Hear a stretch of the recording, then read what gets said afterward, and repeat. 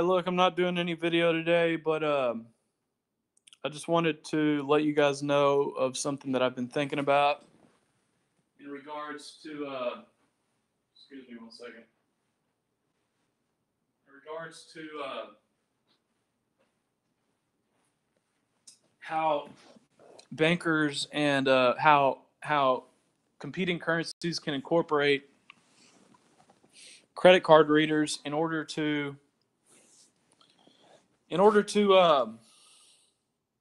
force elite bankers into cash. And here's the thing, as far as the feasibility of this is concerned, I'm not exactly sure of what it is, but I know that it could be done if it was ever attempted and implemented with success. Then then it would work. And I know, I've been talking about how if they only accepted these forms of payment. But you know what? That just doesn't make any sense. And then on top of it, even if they did, it would never happen. So people would be taking cash all the time, and it would be a huge fucking problem of just getting people to say, I'm only going to accept, this, which that'll never happen. But what people will do is they will. It was probably worth even just saying that, just because there is a possibility in that, if anybody would ever use it. But in reality, the only way you can really get something like that to work would be with credit cards, and that would be because if you had a list of individuals that you know you weren't willing to convert currency for. First of all, if you just started a credit card company that wouldn't convert currency or wouldn't do business, you were just on a blocked list of people, then that would work.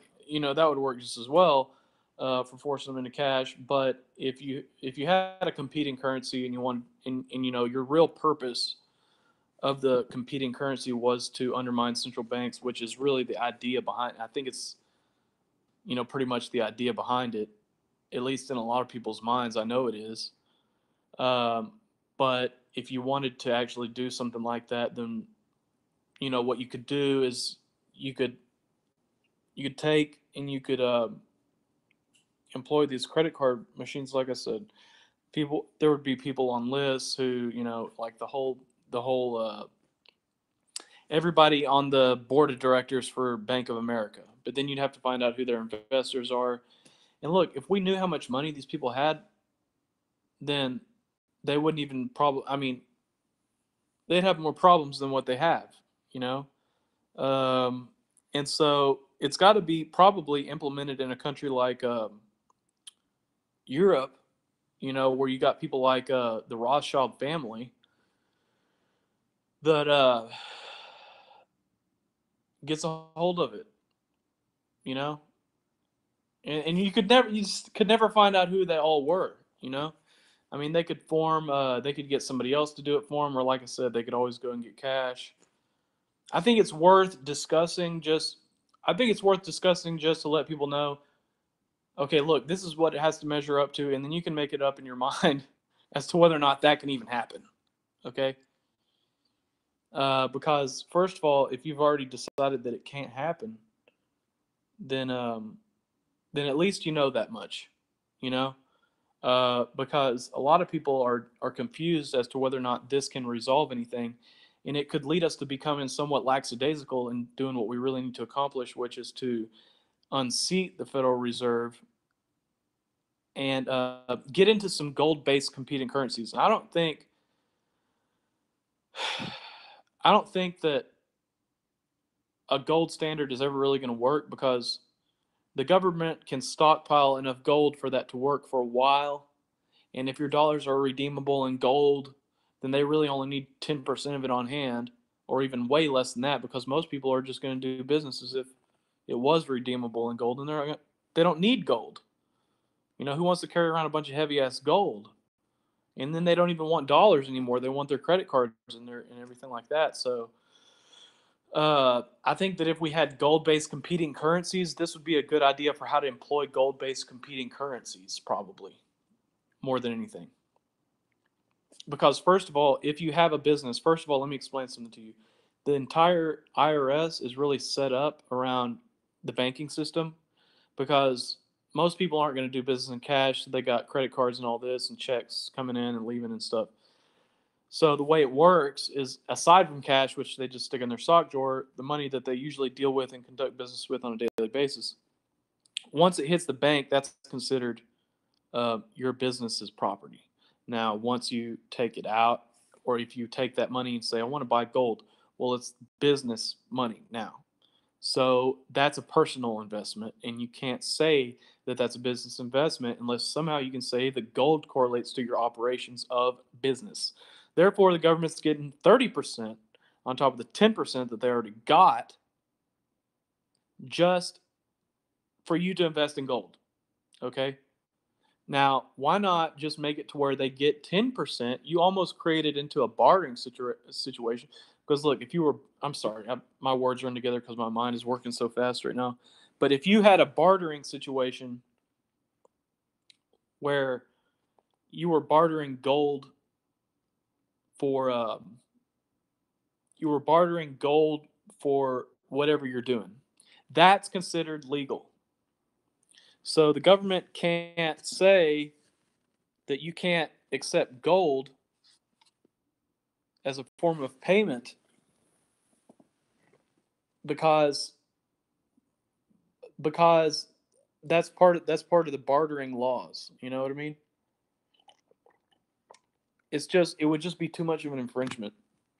Okay? Because truthfully, the government knows that you're going to do that kind of stuff anyway. So the reason that they let you do it is because then if you do it, there's always that chance that you'll say, okay, well, I'll pay X amount of money, you know, for X amount of dollars or whatever it is for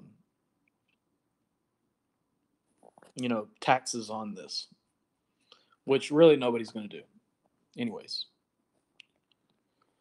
Okay, so the point of the story is that you have this system in place where you can invest in precious metals as a business owner, as a small business owner, a medium-sized business owner, owner, whatever it is, and then you end up in a situation to where you don't have to, you know, sit there and pay 40% and sit there and wait for the gold to appreciate 40% just so you can get back to square zero with your whole investment strategy. Uh, Truthfully, you could have a competing currency based in whatever your ideal stock portfolio is, you know. So the currency is, rooted in that. In other words, that's what it's based on. That's what, the net value of whatever you have is based on, you know.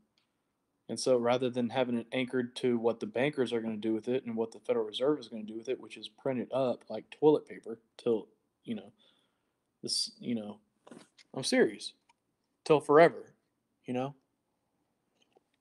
And even if they don't, look at how far spread thin our military is. I mean, forever, you know. I mean, do you believe that any kind of gold standard can take place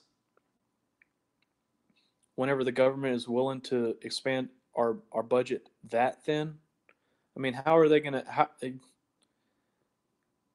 You couldn't do it. They could have never. They can never. First of all, they just okay. First of all, do you even trust them behind closed doors with that much gold? And then on top of that, do you trust them? Do you trust them behind closed doors with the printing presses? Because the printing presses are always going to be attached to that gold, and so you don't necessarily have to have a Federal Reserve in place to totally corrode. And asking for a gold standard is like asking for a responsible government. Okay, you can't have one until you have one. Okay, you can't even ask for one until you have one. You see? So it's a way of making it to where you can do business every day on a daily basis and kind of stem some of the tide of this inflation. And then, it's just, I don't know. I think that's all I have to say right now.